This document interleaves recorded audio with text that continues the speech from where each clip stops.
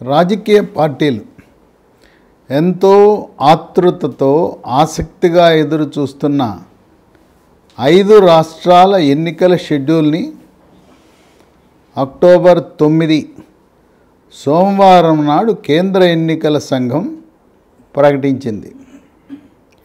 ఈ రోజు నుంచి ఈ 5 రాష్ట్రాల్లో కూడా ఎన్నికల కోడ్ అమలవుతుంది. షెడ్యూల్లో మొట్టమొదటి రాష్ట్రం, ఎన్నికలు జరిగే రాష్ట్రం మిజోరం 7 నవంబర్. 2 ఛత్తీస్గఢ్ రాష్ట్రము 2 విడతలుగా జరుగుతుంది. November 7, November 17. 3వ రాష్ట్రం మధ్యప్రదేశ్ 17 నవంబర్.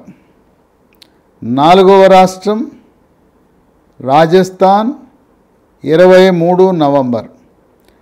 ఆఖరిగా 5వ రాష్ట్రం తెలంగాణ నవంబర్ 30న నిర్వహిస్తారు.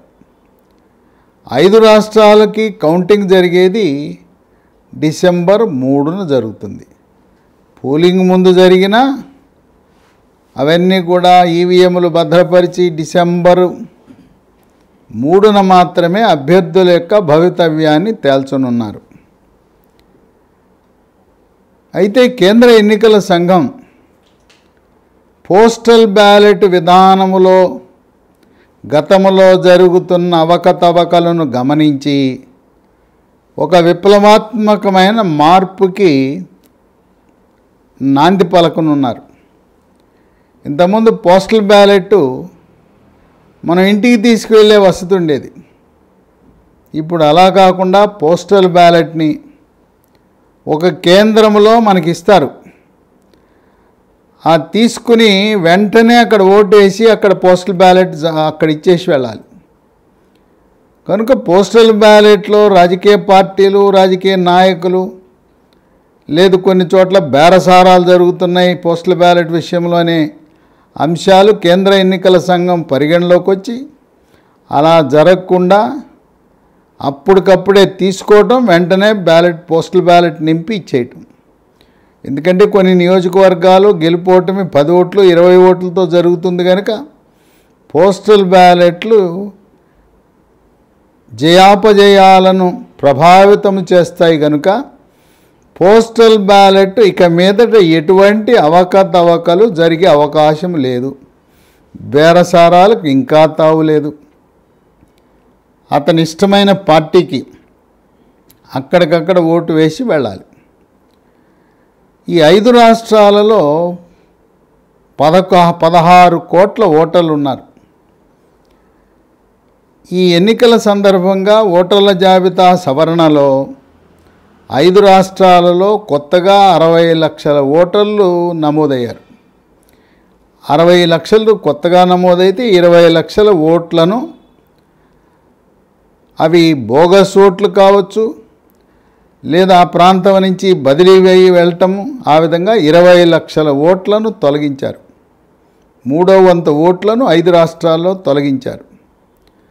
5 రాష్ట్రాల్లో కలిపి 679 అసెంబ్లీలకు ఎన్నికలు జరగబోతూ ఉన్నాయి. విశేషం ఏంటంటే ఈ అన్ని చోట్ల కూడా ఎంతో కొంత అన్ని పోలింగ్ బూతులలో అన్ని రాష్ట్రాల్లో కూడా మహిళా ఓటర్ల సంఖ్య ఆధిక్యంలో ఉండటం అనేది ఒక విశేషం. 5 రాష్ట్రాల్లో కలిపి 1,77,000 పోలింగ్ బూతులు ఉన్నాయి.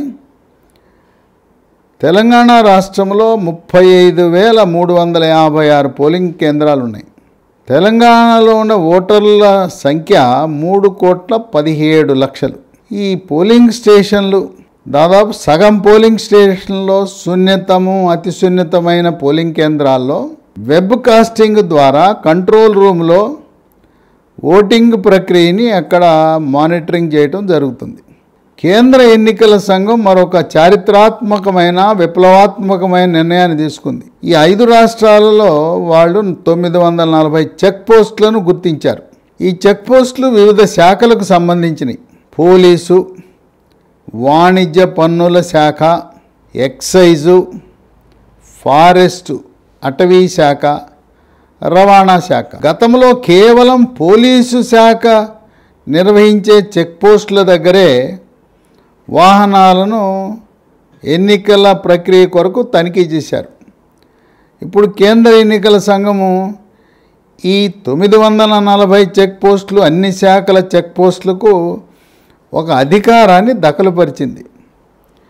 వాళ్ళ చెక్పోస్టుల దగ్గర అక్రమ మద్యము సరఫరా లేదు, వాళ్ళ వాహనాల్లో ఎవరి వాహనంలో అయినా డబ్బు ఉంటే ఆ డబ్బుని, ఆ మద్యాన్ని, మాదక ద్రవ్యాలుంటే మాదక ద్రవ్యాలు, వీటిని తనిఖీ చేసే అధికారము కౌంటింగ్ జరిగే వరకు డిసెంబర్ 3 వరకు ఈ 940 చెక్పోస్టులు 5 రాష్ట్రాలలో అన్ని శాఖల వాళ్ళు చేయొచ్చు. పోలీసు, ఎక్సైజు, వాణిజ్య పన్నుల శాఖ, జిఎస్టీ శాఖ, అటవీ శాఖ, రవాణా శాఖ, ఏ చెక్పోస్ట్ దగ్గరైనా కూడా వాళ్ళు తనిఖీ చేసే అవకాశము, అధికారం ఉంది. ఈ రకంగా మొట్టమొదటిసారిగా కేంద్ర ఎన్నికల సంఘం అన్ని చెక్పోస్టులలో అక్రమ మద్యము, అట్లాగే ఈ నోట్ల కట్టల రవాణాని అడ్డుకట్ట వేయటానికి ప్రయత్నిస్తూ ఉంది. అంబులెన్సుల్లో డబ్బు తరలిస్తున్నారు. అంబులెన్సుల్లో చీరలు, గడియారాలు, కుక్కర్లు ఇలాంటి ప్రజలను, ఓటర్లను ప్రలోభపెట్టేవి తరలిస్తున్నారనే ఆరోపణలు ఉన్న తరుణంలో చెక్పోస్ట్ దగ్గర వాళ్ళు హారన్లు కొట్టుకుని అంబులెన్స్ వస్తున్నా ఒక్క నిమిషం పాటు అంబులెన్స్ ఆపి లోపల పేషెంట్ ఉన్నాడా, డబ్బు కట్టలున్నాయా, ఏమైనా ఓటర్లను ప్రభావితం చేసే విలువైన సామగ్రి ఉన్నదా అని చెక్ చేసే అధికారము ఈ చెక్పోస్టులకు దఖలుపరచటం ఒక విశేషం. అధికార పార్టీ అండతో, పోలీసుల సహకారంతో వివిధ రాష్ట్రాలలో అంబులెన్సులను డబ్బు తరలించడానికి వినియోగిస్తున్నారనే ఆరోపణలు మేధావులు, విజ్ఞులు, విద్యాధికులు చేస్తున్న తరుణంలో కేంద్ర ఎన్నికల సంఘం చేస్తున్న ఈ కార్యక్రమం చాలా విశిష్టమైనది, ప్రశంసనీయమైందని చెప్పి మేధావులు భావిస్తున్నారు. ఇక సీనియర్ సిటిజన్లు 75 సంవత్సరాలు దాటిన వారికి, అలాగే దివ్యాంగులకు ఇంటి వద్ద నుంచే ఓటింగు చేసే సదుపాయం కల్పిస్తున్నారు. కర్ణాటక ఎన్నికల్లో చాలా విజయవంతంగా దీన్ని నిర్వహించారు. అయితే పోలింగు తేదీకి 5 రోజుల ముందు 30 నవంబర్ పోలింగు, 25 నవంబర్కు ముందుగా 12D ఫారము నింపి మనం ఎన్నికల అధికారులకు సమర్పిస్తే మన ఇంటి వద్దకే వచ్చి 30వ తారీఖు మన ఓటు హక్కు వినియోగించేలా సహాయపడతారు. ఇది దివ్యాంగులకు, 75 సంవత్సరాలు దాటిన సీనియర్ సిటిజన్లకు మాత్రమే వర్తిస్తుంది. ఇక ఈ విధంగా ఎన్నికల సంఘం తన పని తాను చేసుకుపోతుంటే రాజకీయ పార్టీలు సుడిగాలి పర్యటనలతో ఇప్పటికే 115 సీట్లను ప్రకటించి మరో 4 కూడా సిద్ధం చేసుకుని ఎన్నికల జాబితాను ముందస్తుగా ప్రకటించింది బీఆర్ఎస్ పార్టీ. కేసీఆర్కి స్వల్ప అస్వస్థత ఉన్నా కేటీఆర్, హరీష్ రావు ఇద్దరు కూడా హెలికాప్టర్లలో పర్యటనలు చేస్తూ సుడిగాలి పర్యటనల ద్వారా దాదాపు చెరొక 25 నియోజకవర్గాలు, 50 నియోజకవర్గాల్లో శంకుస్థాపనలు, ప్రారంభోత్సవాలు చేసి ఆ నియోజకవర్గాల్లో ఉత్సాహాన్ని నింపారు. ఈ రోజు నుంచి ఎన్నికల షెడ్యూల్ ప్రకటించిన మరుక్షణం నుంచి అధికార పార్టీ ఎవ్వరు కూడా శాసనసభ్యులు కానీ, మంత్రులు కానీ, అధికారులు కానీ శంకుస్థాపనలు, ప్రారంభోత్సవాలు చేయకూడదు. నూతన పథకాలను ప్రారంభించకూడదు. వాళ్ళు ఏదన్నా చేయదలుచుకుంటే ఎన్నికల ప్రణాళిక, ఎన్నికల మేనిఫెస్టోలో మేము అధికారంలోకి వస్తే ఈ పథకాన్ని ప్రవేశపెట్టబోతున్నాము అని చెప్పి పెట్టచ్చు. కానీ ఓటర్లను ప్రలోభపెట్టే కార్యక్రమానికి ఫుల్ స్టాప్ పడినట్టే. అలాగే ప్రభుత్వము ఉపయోగించే హెలికాప్టర్ ఎవరైనా మంత్రులు కానీ ముఖ్యమంత్రి ఉపయోగిస్తే దానికి అద్దె చెల్లించవలసి ఉంటుంది. ప్రభుత్వ హెలికాప్టర్ని వాడుకోవచ్చు, అద్దె చెల్లించవలసి వస్తుంది. అక్టోబర్ 16న వరంగల్లో బీఆర్ఎస్ పార్టీ తన ఎన్నికల మేనిఫెస్టో ప్రకటించాలని ప్రణాళిక రచించింది. కేసీఆర్ స్వల్ప అస్వస్థత వల్ల మరి 16న జరుగుతుందా లేదా ఏమైనా వాయిదా పడుతుందా ముహూర్తం అనేది చర్చనీయాంశంగా మిగిలింది. ఇక కాంగ్రెస్ పార్టీకి వస్తే యథావిధిగా కుమ్ములాట. వాళ్ళకి 70 మంది అభ్యర్థుల జాబితా ఖరారైంది. కానీ ఒకేసారి అందరి జాబితా ఒకేసారి 119 ప్రకటిద్దామనే ఆలోచనలో కాంగ్రెస్ పార్టీ ఉంది. కాంగ్రెస్ పార్టీ ప్రజలకు మేమంతా నాయకులంతా కలిసి ఉన్నారని చెప్పడానికి ఒక బస్సు యాత్ర ప్రారంభిస్తున్నారు. అక్టోబర్ 14న బస్సు యాత్ర ప్రారంభించి అక్టోబర్ 22 దాకా బస్సు యాత్రల ద్వారా మేము కలిసే ఉన్నాం, మా మధ్య కలహాలు లేవు, మేము ఐక్యంగా మీకు సేవ చేయడానికి ముందుకొస్తున్నామనే సంకేతం ఇవ్వడానికి బస్సు యాత్ర పెట్టారు. బస్సు యాత్రలో కూడా కీచులాడుకుంటారనే భయంతో 14, 15 తారీఖున ప్రియాంక గాంధీ, 16, 17 రాహుల్ గాంధీ సమన్వయపరచడానికి వస్తున్నారు. ఈ లోపల ఎక్కడైతే నియోజకవర్గాల్లో ఏకాభిప్రాయం లేదో ఆ నియోజకవర్గాల్లో ఫ్లాష్ సర్వేలు నిర్వహిస్తున్నారు. ఈ యొక్క అభ్యర్థుల వడపోత కార్యక్రమాన్ని Congress legislature party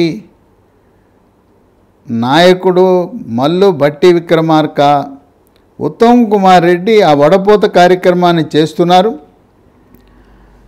flash survey ద్వారా వచ్చిన నివేదికల్లో ఆ 1, 2, 3 ఏమైనా మారతాయా లేదంటే 1 స్థానంలో ఉన్న అభ్యర్థికి కేటాయిద్దామనే ఆలోచనలో ఉన్నారు.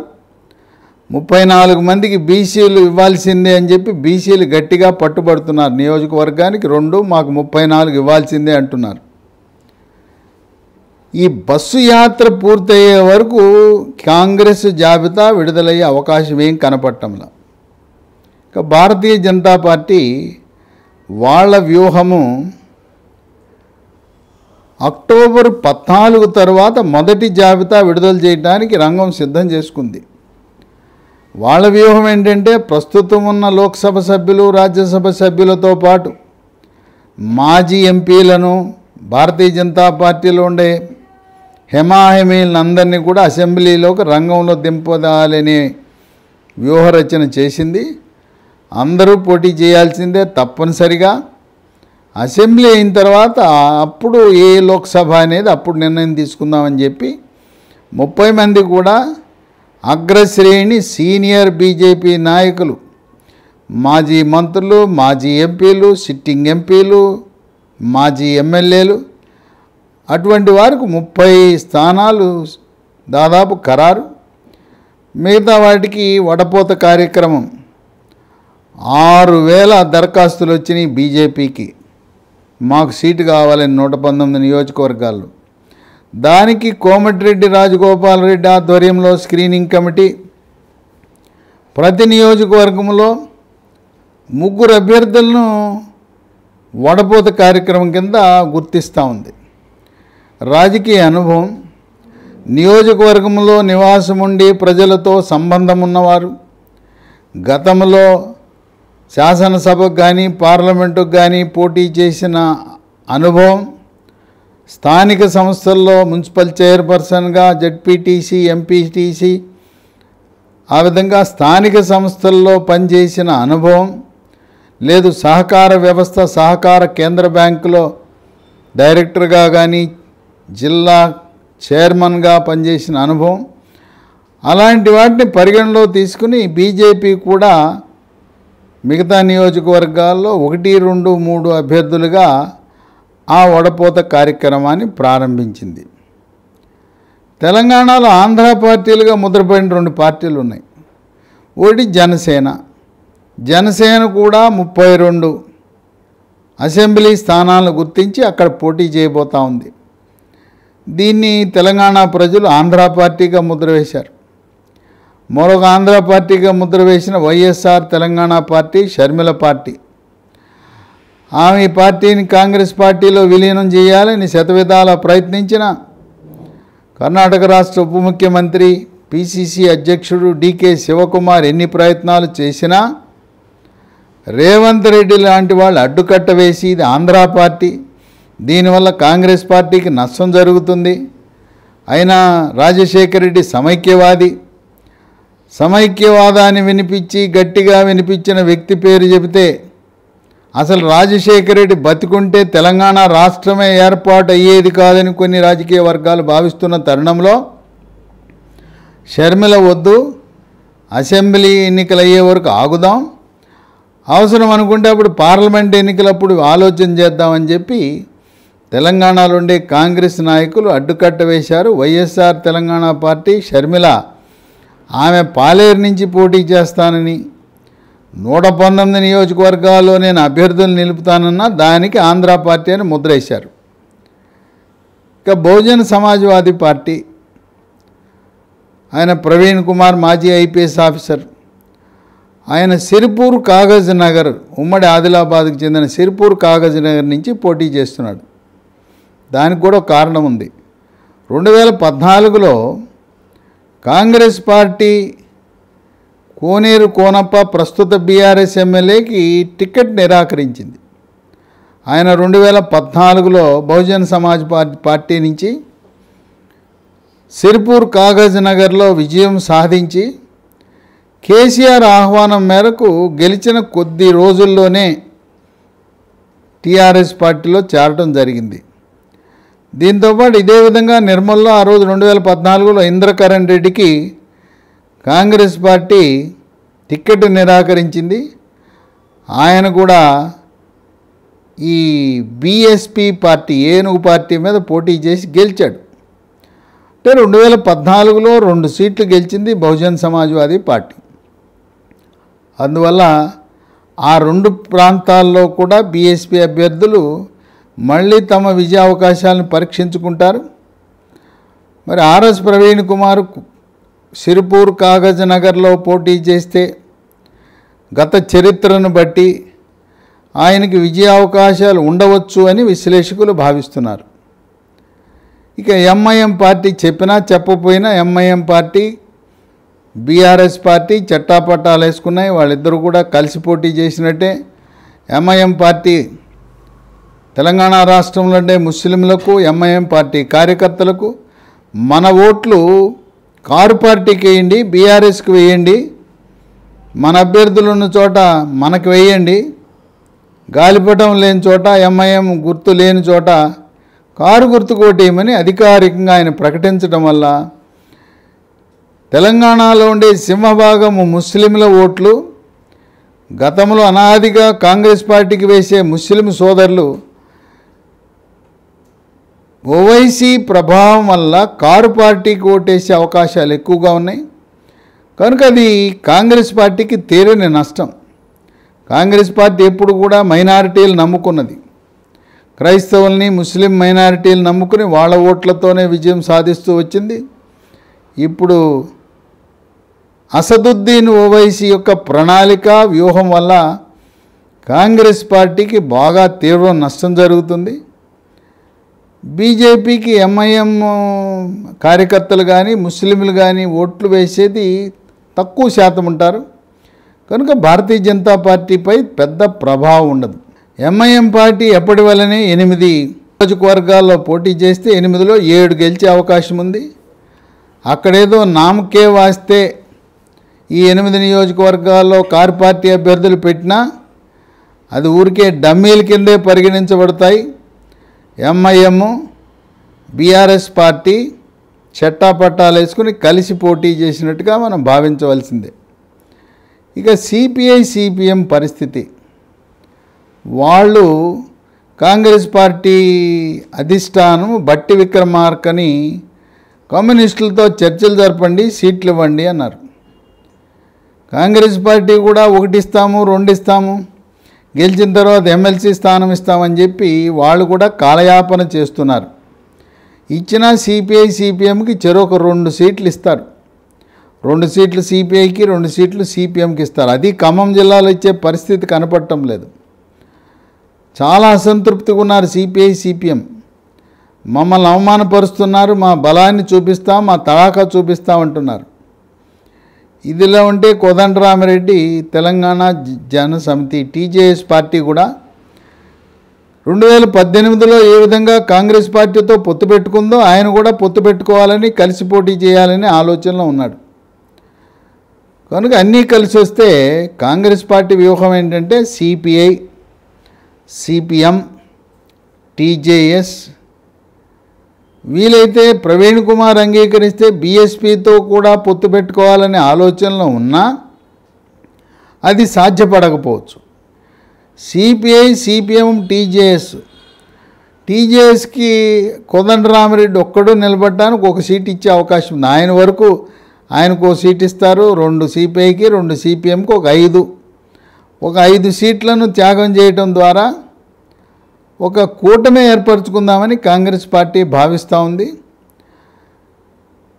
ఈ షర్మిల పార్టీ వైఎస్ఆర్ తెలంగాణ పార్టీ కాంగ్రెస్తో పొత్తు కానీ విలీనం అవటం కానీ ఇప్పట్లో సాధ్యపడే అంశం కాదు. ఆమె 2 సార్లు ఢిల్లీకి వెళ్ళింది, చర్చలు జరిగినాయి.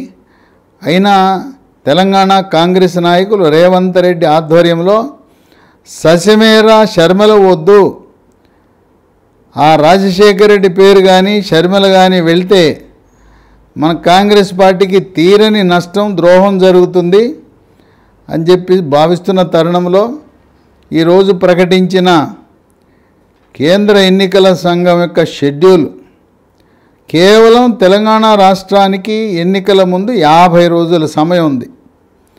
ఈ 50 రోజుల్లో హోరాహోరీ మరి ఎంత వద్దన్నా కేంద్ర ఎన్నికల సంఘం పర్యవేక్షణలో ఉన్న మద్యం ఏరులై పారబోతూ ఉంది.